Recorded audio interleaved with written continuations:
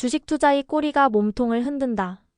130만 명의 한국인 백만장자를 떠올리며 우리의 뇌구조를 재배열하기 위해 지혜를 나누고 있습니다. 안녕하세요. 이 글을 읽는 여러분은 성장 사고방식 단계에 계신 분이셔야 합니다. 혹여 마이너스 생존 단계에서 도약하기 위해 들어오셨거나 생존 단계에 계신 분이시라면 처음 백만장자의 꿈부터 다시 읽어보시고 그에 맞는 준비를 하셔야 합니다. 이제 모의 투자와 실전 투자를 시작하신 분들도 절대 100만 원 이상으로 실전 투자에 투입하지 마세요. 나머지는 통장에 현금으로 보관하세요. 주식시장은 내년에도 열려 있을 것이고 내후년에도 열려 있을 거예요.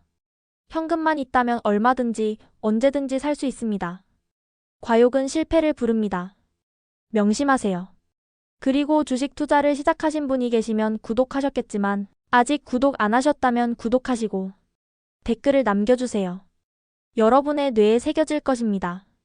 그리고 진행 상황을 변화가 있을 때마다 댓글을 달아서 점검하세요. 투자일지는 일지대로 잘 쓰시고요. 나의 기질을 알아가고 투자 원칙을 세워가는 과정도 댓글로 공유해보세요. 백만장자가 되어가는 과정도 댓글로 남겨 서로 공유해보세요. 여러분의 뇌구조를 재배열하는 데 도움이 되고 서로 공유하며 응원도 해주시게 되면 한결 빠르게 뇌구조가 재배열될 것입니다. 이제까지는 요점만 가지고 숨가쁘게 달려오느라고 과정이 너무 빨리 온 것 같습니다. 이제는 지혜를 나누면서 숨 고르는 시간을 가져볼까 합니다. 그래서 제가 읽은 책 중에서 여러분에게 도움이 될 만한 책의 요점을 정리해 드리도록 하겠습니다. 그 첫 번째로 돈의 심리학이라는 책에 대해 알아보도록 하지요. 읽으신 분들도 많으시겠지만 머리를 식힐 겸 대뇌의 구조를 재배열하자는 마음으로 함께 해보시죠. 복리의 마법은 세계 8대 불가사의한 힘을 가지고 있답니다. 돈이 일하게 하는 방법 중에 가장 중요한 핵심이며 주식 투자의 핵심이기도 합니다. 버핏이 진지하게 투자를 시작한 것은 10세 때였다. 그의 재주는 투자였지만 그의 비밀은 시간이었다. 이것이 바로 복리의 원리이다. 책 중에서 돈의 심리학 1편에 이어 돈의 심리학 2편을 알아보겠습니다. 꼬리가 몸통을 흔든다. 의아하시죠?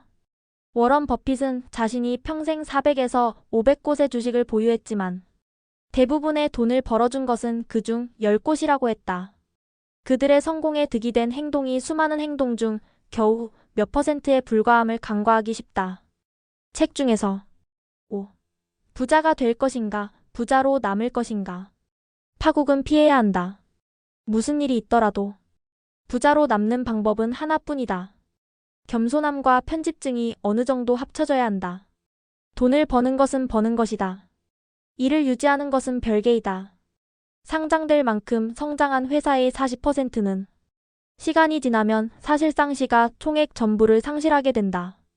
돈을 버는 것에는 리스크를 감수하고 낙천적 사고를 하고 적극적 태도를 갖는 등의 요건이 필요하다. 그러나 돈을 잃지 않는 것은 겸손해야 하고 돈을 벌 때만큼이나 빨리 돈이 사라질 수 있음을 두려워할 줄 알아야 한다. 번 돈의 일부는 행운의 덕이므로 과거의 성공을 되풀이할 거라 믿지 말고 겸손한 태도를 가질 필요가 있다. 성장이나 머리 통찰이 아니다. 전멸하는 일 없이 포기하는 일 없이 오랫동안 살아남는 능력이 가장 큰 차이를 만들어낸다. 복리의 원리가 빛을 발하려면 자산이 불어날 수 있게 오랜 세월을 허락해야 한다. 1년이면 별로 잘한 것 같지 않고 10년이면 의미 있는 차이가 생길 수 있고 50년이면 대단한 무언가를 만들어낼 수 있다. 그러나 그 대단한 성공을 이루고 지키기 위해서는 누구나 겪게 되는 예측 불가능한 수많은 오르막, 내리막을 견디고 살아남아야 한다. 워런 버핏은 빚에 흥분하지 않았다. 패닉에 빠져 주식을 파는 일 없이 14번의 경기 침체를 견뎌냈고 살아남았다.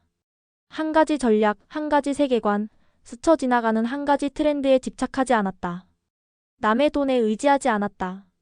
장수가 복리의 기적을 일으킨다. 리 게리는 대출금을 사용해 투자를 늘렸다가 버핏에게 주식을 양도할 수밖에 없었다. 유리한 고지에 서는 것과 살아남는 것은 전혀 별개의 문제이다. 파산하지만 않는다면 결국엔 가장 큰 수익을 얻는다. 보유한 현금 덕분에 주식을 팔지 않아도 된다면 현금의 실제 수익률이 년간 1%일지라도 좋지 않은 시기에 절박함 때문에 어쩔 수 없이 주식 파는 일을 한번 막는 것이 크게 성공할 주식 수십 가지를 고르는 것보다 평생 수익률에는 더 큰 도움이 될 수 있다. 복리의 원리는 큰 수익률에 의존하지 않는다. 그저 썩 괜찮은 수익률이 중단 없이 최대한 오랫동안 유지되기만 하면 결국엔 승리할 것이다. 계획이 계획대로 되지 않을 때를 대비한 계획을 세운다. 계획에서 가장 중요한 부분은 계획이 계획대로 풀리지 않을 경우를 대비한 계획이다. 향후 20년간 자신의 소득과 저축 비율, 시장 수익률에 관한 계획을 세울 거라면 지난 20년간 누구도 예측할 수 없었던 큰 사건이 얼마나 많았는지를 생각해보라. 계획이란 현실에서 살아남을 수 있을 때만 쓸모가 있다. 알 수 없는 일로 가득한 미래야말로 누구나 맞닥뜨릴 현실이다. 향후 30년간 시장 수익률이 8%라면 좋겠지만 4%만 되어도 난 문제 없어. 이렇게 되면 계획은 더 큰 가치를 갖게 된다. 수많은 도박이 실패하는 이유는 그 도박이 틀렸기 때문이 아니다. 여러 상황이 정확히 일치할 때만 맞아 들어가는 것이 대부분이기 때문이다. 안전마진이 넓다면 결과가 그리 우호적이지 않아도 여전히 유리한 고지에 설 수 있다. 미래에 대해서 낙관적이면서 동시에 비관적이어야 한다. 사실 중간에 분명히 고난이 있으리라는 것을 우리도 알고 있다.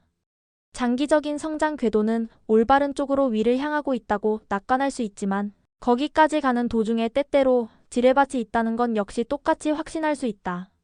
무언가가 단기적으로는 요지부동으로 보이지만 장기적으로는 득이 될 수 있다는 생각은 그다지 직관적으로 확 와 닿지 않는다.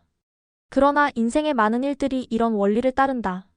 진보를 위해 파괴가 일어날 수 있으며 파괴는 과도함을 제거하는 효율적인 방법이다. 공매도, 경제도, 시장도, 커리어도 종종 비슷한 경로를 따른다. 상실한 가운데서 성장이 일어난다. 이 170년 동안 우리의 생활 수준은 20배 높아졌다. 하지만 비관적으로 생각할 수밖에 없는 이유가 거의 매일 존재한다. 투기꾼들이 자만하지 않는 법을 배울 수만 있다면 아무리 큰 돈을 지불해도 좋다는 생각이 든다. 그토록 많은 똑똑한 사람들이 처참하게 부서진 것은 자만 때문이다. 6. 꼬리가 몸통을 흔든다. 맞는가, 틀린가 그것이 중요한 게 아니다. 중요한 것은 옳았을 때 얼마를 벌었고 틀렸을 때 얼마를 잃었는가이다. 가장 훌륭한 딜러는 살 수 있는 것은 모두 샀다. 자신이 좋아하는 개별 작품만 구입한 것이 아니라 포트폴리오 단위로 구매했다. 그런 다음 몇몇 챔피언이 나올 때까지 앉아서 기다렸다. 그것이 전부였다.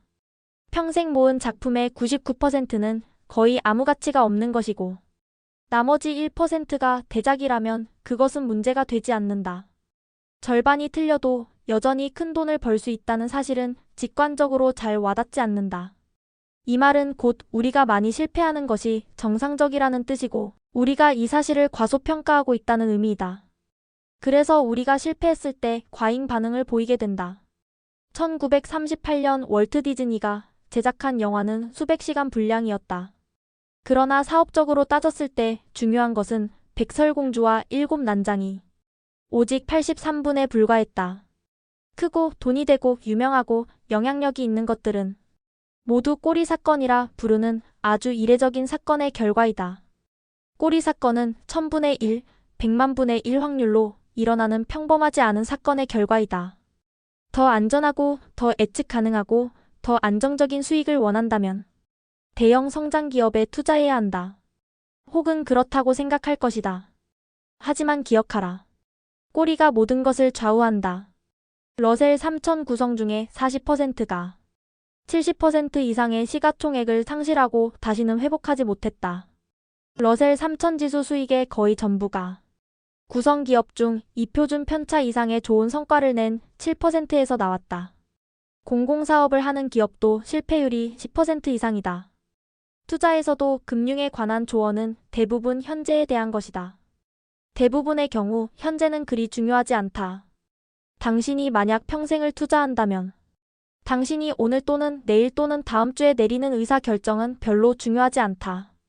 정말 중요한 것은 남들이 모두 미쳐가는 1%도 안 되는 날에 당신이 어떤 결정을 내리는가 하는 점이다.